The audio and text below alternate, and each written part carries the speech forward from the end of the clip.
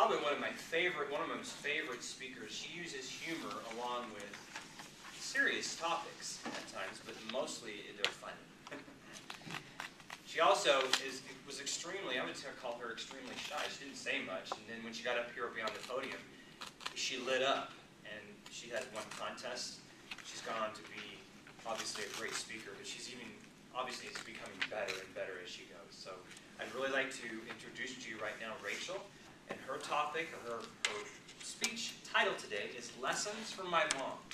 Rachel Ringenbach, Lessons from My Mom.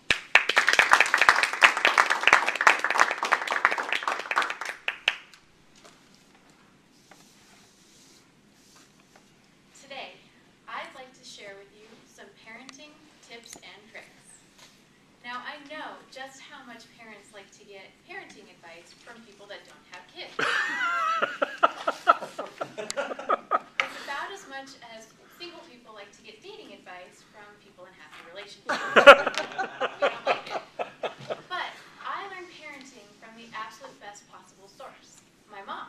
So today, I'd like to share with you how to enforce the rules that you set for your kids, how to make sure your kids are behaving when you're not around, and how to get your kids to just stop doing that.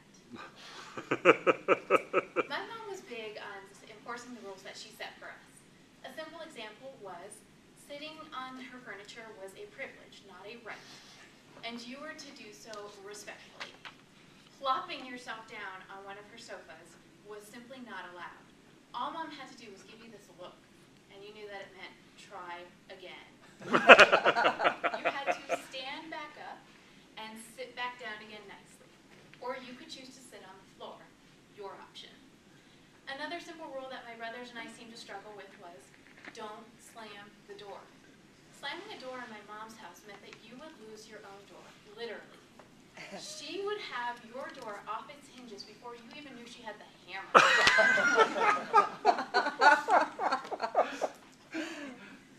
I remember the first time that she tried to get my brother's door off the hinges. She was furiously hammering at the hinges, trying to get the nails out. Her door removal speed has since drastically improved, especially over our teenage years. She improved her technique, and the door hinges loosened up from being removed so often. My younger brother's door spent more time in the garage than it did on his own room. But he no longer slams doors. Now, my mom knew it was impossible to make sure that we were behaving all the time. Including when we weren't around. Some moms use that line, I have eyes in the back of my head. But that really just limits your kids to behaving when they're in sight of the back of your head. My mom goes beyond that. She taught us from an early age that God was sitting on one shoulder, and he could see everything you were doing. But Mom was sitting on this shoulder, and she could see everything you were doing. Quite frankly, my brothers and I were all more afraid of this shoulder with Mom on it than we were of this shoulder with God. You see, God is loving and forgiving. It's in the Bible. My mom doesn't have that same biblical overview.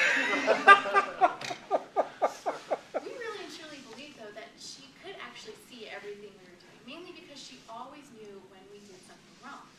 She always told us that she was like a lawyer. She never asked a question she didn't already know the answer to. And she could spot a lie before you even finished coming up with your own lie. I'm now 28 years old. I have a job, a retirement plan, a CPA, a mortgage. I'm technically now considered an adult. I still honestly and truly believe that my mom is sitting on this shoulder, watching everything I do. Like all moms, though, my mom was always telling us to stop doing things repeatedly. Sometimes that would work, and sometimes she really just needed a little something extra to let us know that she really meant it. For that, my mom brought out the big guns, the phrase, knock it off. I really wish that I could do justice to this phrase to let you know just how powerful this tool was in my mom's parenting arsenal.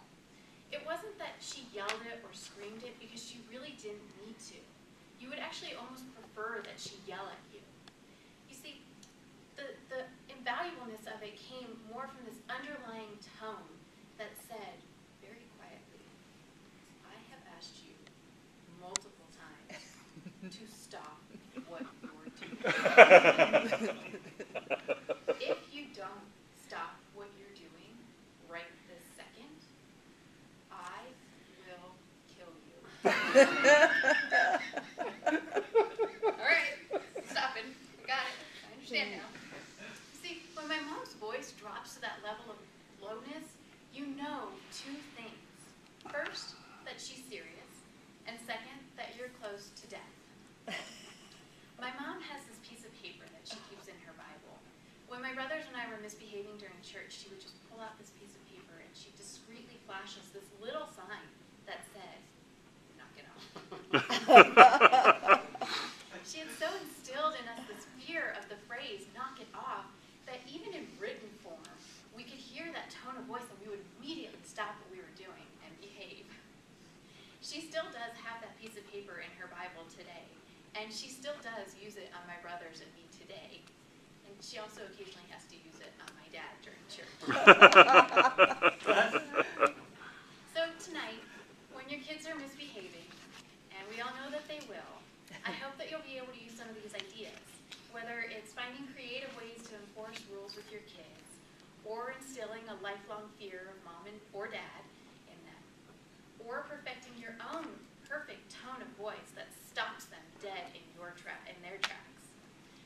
I may not have kids yet, but I know that one day I'll be a great mom.